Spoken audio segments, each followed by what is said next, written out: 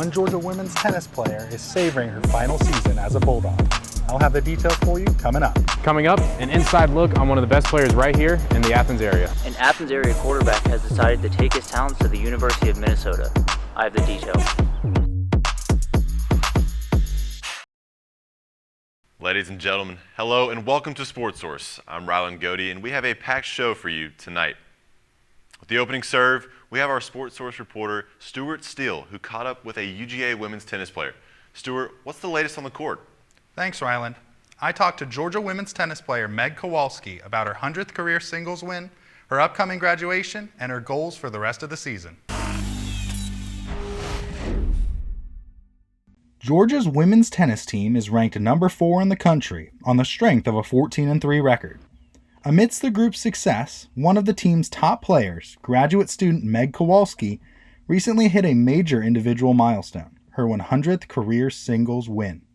To be able to get to 100 is amazing, but I think I was probably more excited about beating Auburn and getting that team win and just keep going in the SEC tournament or SEC regular season. Kowalski is the longest tenured player on the team and the only one who was around for Georgia's 2019 Indoor National Championship. She believes that experience has helped her step into a leadership role. Having that experience and kind of knowing, what it takes and what it feels like, it's definitely a cool way for me to motivate the team and kind of know I've been there and know that we can totally do it again. Former women's tennis volunteer assistant coach Eric Roddy says Kowalski's leadership extends beyond the court as well. Not just necessarily a tennis star, but works hard in the community in Athens to serve the community. Was on the athlete kind of athletics advisory board as a student member, participates in football fundraisers, and then I think also just enjoys having a good time with her teammates and kind of being with them and eating meals with them outside of the practice courts. Kowalski says she has enjoyed playing with the young team around her this season. But it's incredible to see the grit that these girls are playing with, and they're young and they're freshmen, sophomores, but they're playing with so much experience already, and I know that we're not scared of anyone, so it's just a fun feeling to go on the court with them and just give it our all. After she graduates in May, Kowalski will begin working for a sports agency in Atlanta. She says being close to Athens definitely played a role in the decision to stay in Georgia. I think part of the reason I really wanted to be in Atlanta is just because of the proximity to Athens and being close to the relationships I've built here. Even as she tries not to think about the end of her Bulldog career, Kowalski knows the emotions will hit her in the coming weeks. Man, I'm going to be so emotional leaving this place. It's been an incredible 5 years and the most amazing experience, and to be able to play with the G on my chest has been everything and more I could have ever asked for. So definitely not thinking about the end coming near, but just going to try to instead enjoy every moment and soak it all in. For now, Kowalski will cherish her last few weeks representing Georgia on the tennis court, living in the present and taking in every moment. For the Carmical Sports Media Institute, I'm Stuart Steele.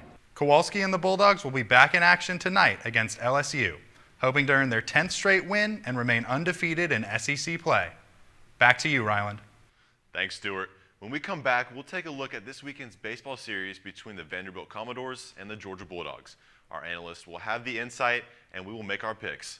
Our Sportsource matchup of the week is coming up right after this. When I was in foster care, I never knew when I would have to move, so I always had my suitcase ready to go. Then one day, I was adopted. My new parents opened their hearts and home to me. My parents cook my favorite breakfast for me every morning. My parents take me on trips I never thought I would go on. They gave me a home and an even better reason to use that suitcase. My parents aren't perfect, but they're perfect for me. What do you think you're doing, Kevin? Was just gonna drive home. There are several warning signs present that you shouldn't be driving. Like hearing voices? Like your text-to-emoji ratio? Oh man, the selfies. Selfie. Nailed it. We all have warning signs that let us know that we're probably not okay to drive. Mine is pretending to be your subconscious. Craig, come on man, let's split a ride home.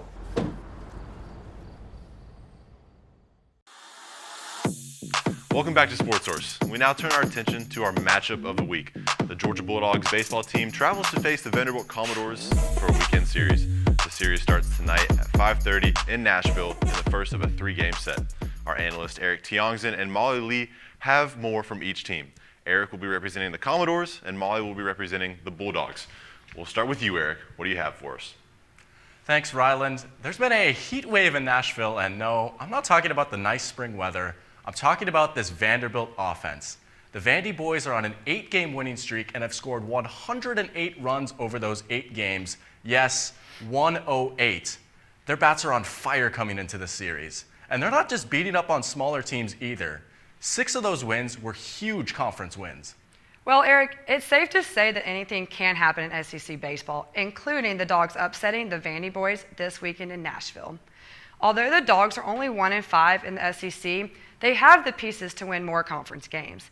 3 of their SEC losses are by 3 runs or less, and 2 of those were only by 1 run.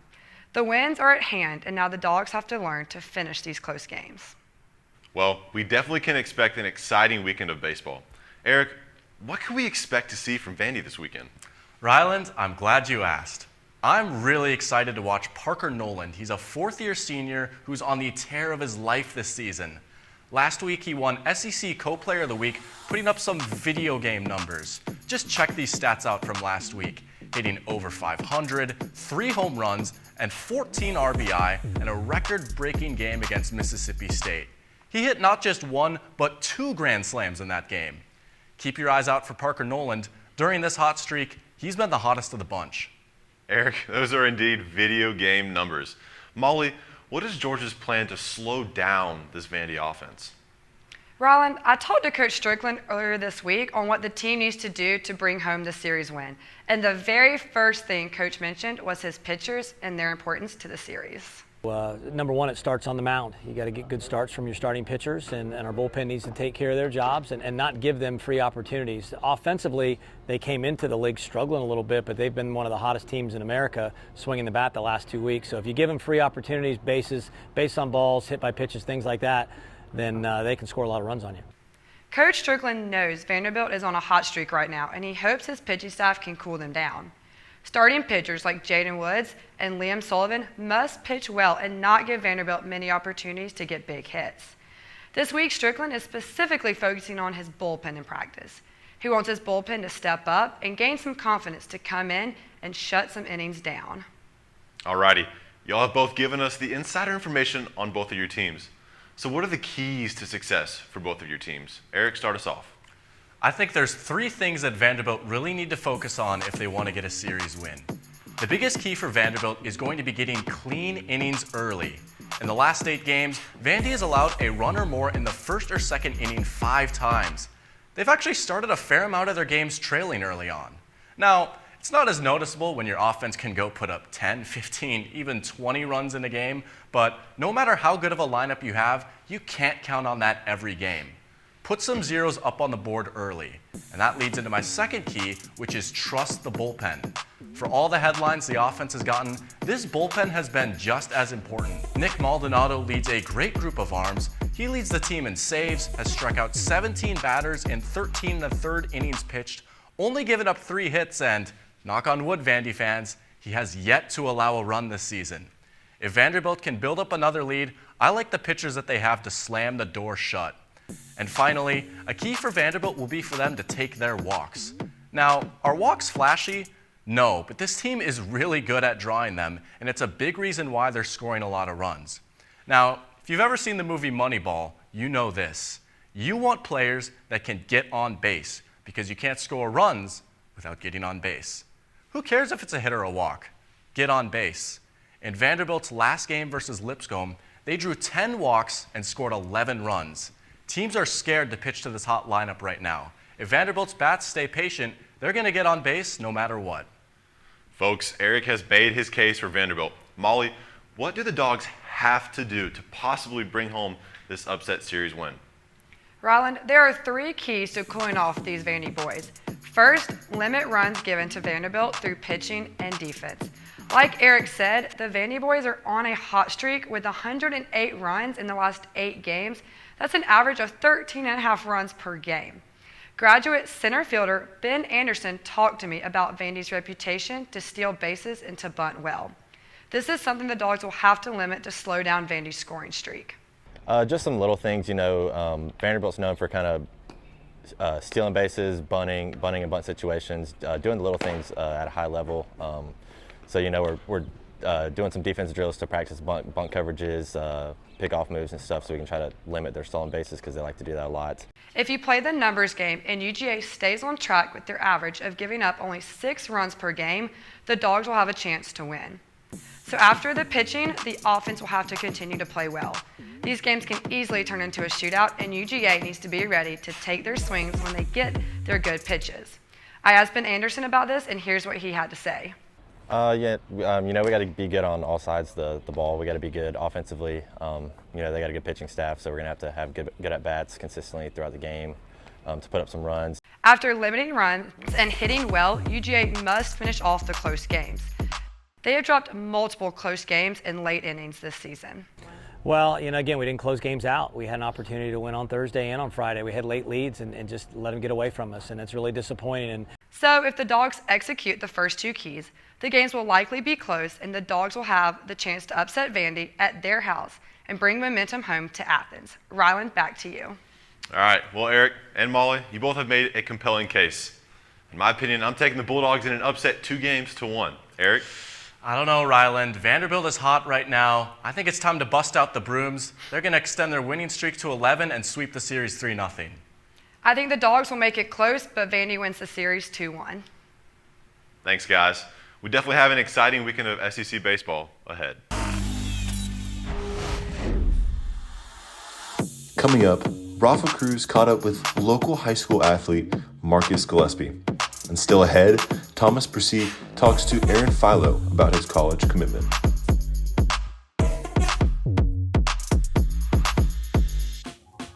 Last week, Brandon met a girl on a dating app. One day after work, he finally found the courage to ask her out. No answer. He started to panic. Was he being too pushy? Maybe it was too... Hey, sorry I didn't respond. I was driving. I would love to go on a date. How does tonight sound? Brandon tried to play it cool, but inside he knew. A girl so smart, so responsible. She must be a keeper.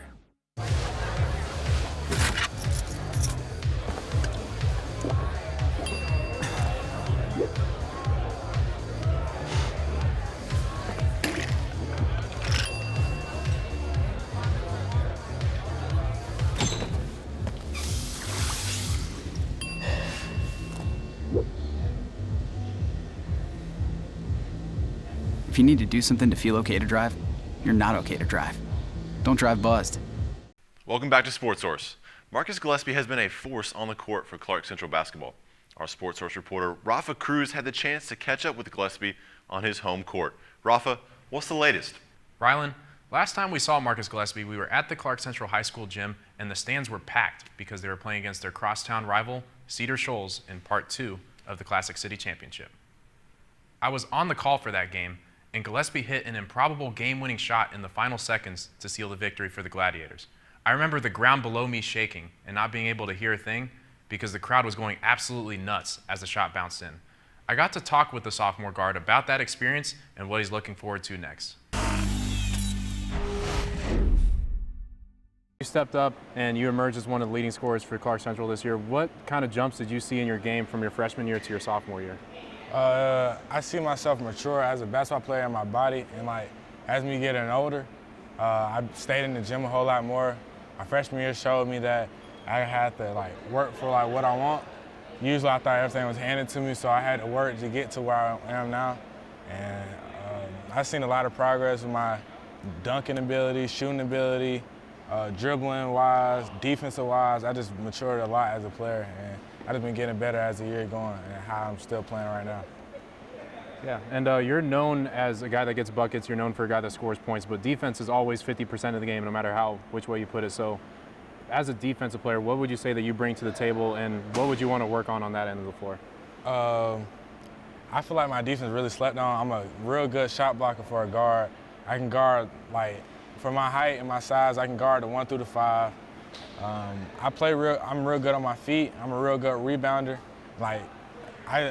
I'm really good at stealing the ball too. lane passes and stuff like that, I'm really good with that. I know I can like do a little more when it comes to like talking on the other side of court, being more of a leader, like on both sides of the ball. But other than that, I think I do pretty good. I'm real good on defense. And just in the locker room with coaches, teammates, or just your family home, do you have a nickname, or does everybody just know you as Marcus? MG. MG? Yes, sir. I like that. So not MGK, but MG. Yeah, MG. Got you. Marcus Gillespie. So you're a guy that plays a lot of minutes, exerts a lot of energy. So after a game, you're sweaty, you're tired, you want to eat something. What's the go-to post-game meal for you? I'll probably say Chick-fil-A is Zaxby's. What a Chick-fil-A? What's the go-to meal? Chick-fil-A, number one, like probably a little milkshake to cool myself down, like just have a little bit of sweet, or Zaxby's. I like to get a wings and things, hot honey mustard on both, the tenders, and the boneless wings. That's probably that, and hot C. That's starting to get me hungry right now. So now that you're in the off season, are you playing for AAU this off season also? Yes, sir. What's the name of your team you're going to be playing for? Champion Chance / Team Tatum.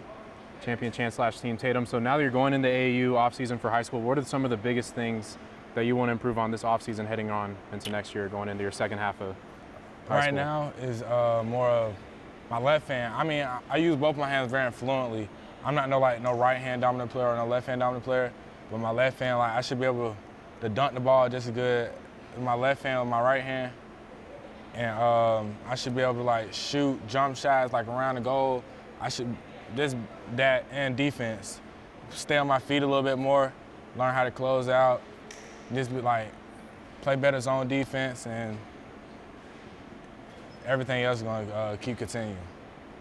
Absolutely. And is there anybody like in the NBA or at the college level that you look up to and that maybe you've looked up to your whole life? You probably played basketball for a long time. Who's some of the guys that you look up to and maybe emulate your game after? James Harden. He was a lot. I watch him a lot. He was definitely my favorite player growing up. I used to play just like him, so I started getting more longer and athletic. And like he plays at a slower pace, but I still like his game a lot. I'll probably say Kyrie Irving. I see a little bit of Anthony Edwards and John Morant in me, jumping wise, and I like LeBron James like off the court wise. I like LeBron on the court, but off the court, I really look up to LeBron James, like what he does for his community, and like that he like doesn't forget where he comes from and stuff like that, and his respect for a lot of people, and that's what I respect. Yeah. Gillespie is a talented scorer with a long 6'3" frame and ice in his veins.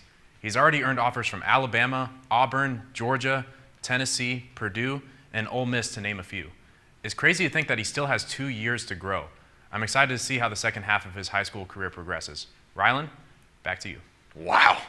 Thanks, Rafa. It certainly does sound like Gillespie has a bright future ahead of him. When we get back from our break, our team will visit a segment we like to call Keeping Up with the Bulldogs. We'll be right back. Jordan knows he shouldn't eat this entire bowl of nachos, but tonight he's earned that right. Because a few hours ago in the middle of happy hour, he recognized a sign. Not from the gods or a bolt of lightning, but from a double heart, a kissy face, and a fourth ha in ha ha ha. That's when Jordan knew he was buzzed. So when it was time to go, he got a ride home instead of driving. Be a legend like Jordan. Recognize your buzzed warning signs and get a ride home. Buzz driving is drunk driving.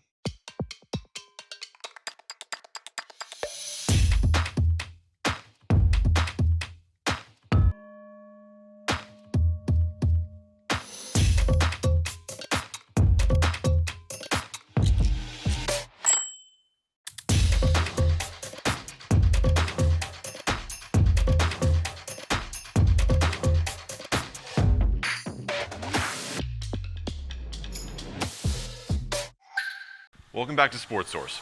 Everyone has seen Keeping Up with Kardashians, but tonight we're putting our own little spin on it with Keeping Up with the Bulldogs. Our team of Sportsource analysts Eric Tiongson, Molly Lee, and Cohen Marcus have covered former Bulldogs and what they are up to now. Cohen, take it away. Thanks, Rylan. John Isner is one of the most prolific tennis players in UGA history. He's originally from Greensboro, North Carolina, and his height of 6 feet 10 inches helps him hit his famous serve. John played tennis for UGA from 2003 to 2007, where he became one of the most accomplished UGA athletes of all time. John was the #1 ranked collegiate tennis player in the country 9 times. He won SEC Freshman of the Year and was All-SEC First Team in singles and doubles 3 times. John was also an All-American in doubles 3 times and in singles 2 times. In John's junior season, he won the ITA All-American Singles National Championship, was awarded Southeastern Conference Player of the Year, and went on a 29-match winning streak. John finished his collegiate career 143-28 and led UGA to 2 national championships, where UGA went 62-1 over those 2 seasons. Now, John lives in Dallas, Texas with his wife Madison and his 3 children. He spends much of his free time fishing, and he has been sponsored by Bass Pro Shops for years. He is often seen wearing their apparel around the court or on the water. However, he also spends much of his year traveling the world playing tennis on the ATP Tour. John is a veteran on the tour and has had an impressive career. He has won 16 career ATP singles titles and 8 doubles titles. He has won his most titles, being 6 of them at the Atlanta Open, where the UGA crowd always comes out and supports him. John reached a career high ranking of 8th in the world in 2018 and has been the #1 ranked American in the world for much of the last decade. He has also played the longest match in professional tennis history, where he defeated Nicolas Mahut at the 2010 Wimbledon in 11 hours and 5 minutes. John is known for his serve, as he has hit the most aces in the history of the ATP Tour at 14,215. He also holds the record for hitting the fastest serve in ATP Tour history at 157.2 miles per hour in 2016. John may be 37 years old, but he is still one of the best players in the world and will continue to add on to his legacy as one of the best UGA athletes of all time. Thanks, Cohen. Our next Bulldog up is former UGA kicker Rodrigo Blankenship. Eric? Thanks, Ryland. Remember Rodrigo Blankenship? Who doesn't? The kicks, the goggles, the swag. He's one of the most memorable UGA players in recent memory. Blankenship played from the Bulldogs from 2015 to 2019, starting off as a walk-on before winning the starting kicking job in his redshirt freshman year. In total, he appeared in 53 games, boasting one of the best legs the Dogs have ever seen. Blankenship was twice named to the All-SEC team, being a second-team member in 2018 and first-team in 2019. One of the most iconic plays from his career was hitting a huge 55-yard field goal in Georgia's Rose Bowl win over Oklahoma, which is also a Rose Bowl record for longest made field goal. Blankenship is also second all-time in career-made field goals and PATs, and get this, he didn't miss a single PAT in his entire collegiate career. Kickers are often unsung heroes on a football team, but Hot Rod's distinct look, fun personality, and big leg made him one of the most beloved Bulldogs ever. Blankenship has been a very busy man since he last kicked in Athens, and football is just the start of it. He joined the Indianapolis Colts as an undrafted free agent in 2020, where he had a pretty good run before injuries took a toll on him. While he was waived by both the Colts and Cardinals, Blankenship has been staying in shape and waiting for another opportunity in the NFL. But he's more than just a football player. Blankenship got married to his longtime girlfriend Logan last July, where they had their wedding photos taken on UGA's campus. And he's also made quite the name for himself on social media. Blankenship is a self-proclaimed nerd and has a very successful Instagram page @RodTheCollector3. He shows off his Lego and Funko Pop collections, builds Lego sets, and gives away gifts to his followers, of which he has over 34,000. It's safe to say that whether Blankenship kicks again in the NFL or not, he's got a great path ahead of him, and we will always respect the spec. Thanks, Eric. Next, the final Bulldog is track athlete Kendall Williams. Molly has the latest. Thanks, Ryland. Last but not least is one of UGA's most decorated track athletes, Kendall Williams. Williams made her mark in college athletics during her time at UGA, but she did not stop there. Williams holds 7 individual NCAA titles in track. She's a 2-time Olympic athlete and holds 2 master's degrees from UGA, and she's only 27. Kendall competed in the heptathlon, pentathlon, long jump, 100-meter hurdles, and 400-meter hurdles. Williams swept the pentathlon all 4 years of college, 2014 to 2017. She's also a 3-time collegiate record holder in the pentathlon. Before Williams even graduated college, she became an Olympian. During her junior year, she qualified for the 2016 Rio Olympic Games. She ended her college career with 7 individual titles between the pentathlon and the heptathlon. After college, Kendall began competing professionally in track and field and became a U.S. Olympian in 2016, 2020, and is looking to qualify again in 2024. She also returned to UGA to complete not 1, but 2 master's degrees. She earned degrees in public relations and project management. She completed both degrees while still training and competing professionally. When I asked Williams about the experience of being a professional athlete and a student, This is what she said. It was a lot. It was crazy at times because my coach wanted to do training camps in Italy and in London, and so asking my professors to try to make some accommodations for me to, zoom into classes, and it was kind of a juggle at some points, but I really enjoy staying busy, and I knew that I was working towards 2 goals of mine, so it made it all worth it. Looking ahead, Williams will continue to train for the World Championships this summer being hosted in Hungary and in hopes of competing in the 2024 Paris Olympic Games. Off the track, she is a marketing intern with a real estate consulting company. After her professional track career ends, Williams is hoping her next career will be in the field of marketing or project management. Wherever she goes, she will continue to make Bulldog Nation proud. Thanks, Molly. All of these former Bulldogs seem to be keeping busy, whether it's fishing, Legos, or even participating in the Olympics.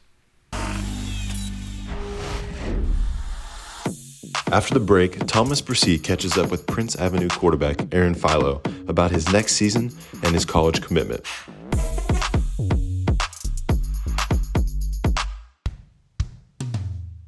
Hey world, I have a quick message. It's about safe driving. All right, let's go. Anytime you're driving, have the seatbelt buckled tight, both hands on the wheel and your phone out of sight. When not in your hand trying to text somebody back, because if you do, your car might get smacked. The moral of the story, just put your phone down. The people on the road will stay safe and sound. Put your phone down, put your phone down. People on the road will stay safe and sound. Yeah.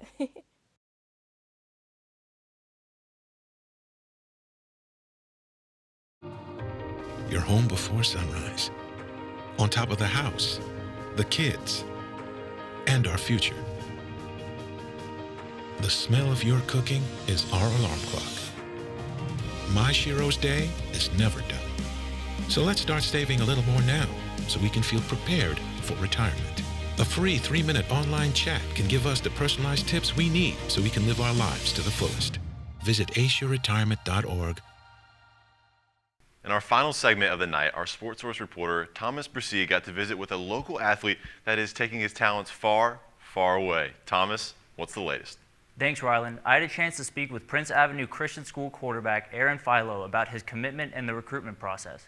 College sports recruiting has changed greatly over the past few years, and in all the uncertainty, Philo was able to find a home, the University of Minnesota. With college football changing drastically with the introduction of NIL and the prominence of the transfer portal, Aaron Philo has been more focused on relationships. Somewhere where I can, thrive in an environment, be around good people, with good coaches that will help me become a better man as well. Philo had many suitors in his recruitment, but one day after his unofficial visit to Minnesota, he knew he found his new home for the next 4 years. Even with another year of high school football to go, Philo feels confident in the Golden Gophers. I know that they're going to better me as a football player and better me as a man. So, and then the relationships, and then I know they can develop me as a player, and it's a really good atmosphere up there, and I just feel really comfortable up there. Philo totaled 9,000 yards and over 100 touchdowns in the past 2 years, with nearly 5-to-1 touchdown to interception ratio. Defensive coordinator Rob Ridings says his defense is gaining a lot out of facing Philo. A guy that makes us better on our entire team as a defense, especially when we're going against someone who can throw it and who's as competitive as Aaron is, it really helps us a whole lot too. Not many high school quarterbacks in Georgia are as successful as Aaron Philo. Philo led the Wolverines to a state title this year, throwing 6 touchdowns in the title game. Philo also won GHSA Class A Division I Offensive Player of the Year. I wanted to do it for the team, and I also wanted to do it for the school. Felt like we let some people down last year, so this one definitely meant a lot, and I wanted to bring it back home to the school and represent the Athens area. Philo has plenty of accolades and awards during his career already, but he is looking forward to adding to that next season. Prince Avenue will not be lacking confidence with Philo calling the shots. Reporting for the Carmical Sports Media Institute, I'm Thomas Bresee. Prince Avenue is gearing up for spring practice with their eyes set on a repeat state championship. And with Philo under center, they like their chances. Back to you, Ryland. Thanks, Thomas. That's a big move, but Philo sounds ready to attack it head on. Looking ahead, don't forget our matchup of the week tonight at 5:30 p.m. as the Baseball Bulldogs travel to Nashville to play the Vanderbilt Commodores. Thanks for tuning in, folks. I'm Ryland Grady. Have a great weekend, and as always, stay classic Athens.